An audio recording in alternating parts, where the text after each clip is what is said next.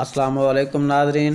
सही मुस्लिम बाब नंबर 1 ईमान का बयान, हदीस नंबर 142।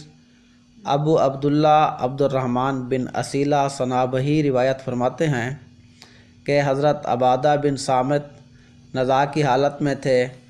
मैं हाज़िर हुआ और उन्हें देखकर रोने लगा। उन्होंने फरमाया, रोता क्यों है? अल्लाह की कसम, अगर मुझसे गवाही ली गई तो मैं तेरे लिए गवाही दूंगा। अगर मेरी सिफारिश कबूल की गई तो मैं तेरे लिए सिफारिश करूंगा। अगर मुझ में ताकत हुई तो तुझे फ़ायदा पहुंचाऊंगा।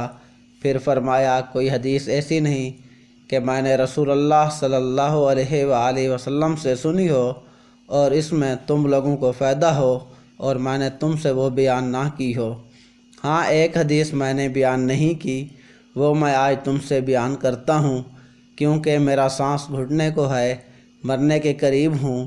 मैंने ख़ुद रसूलुल्लाह सल्लल्लाहु अलैहि वसल्लम को ये फरमाते सुना कि जो शख्स ला इलाहा इल्लल्लाह और मुहम्मद रसूलुल्लाह की गवाही देगा, अल्लाह ताला उस पर दोज़ख को हराम कर देगा।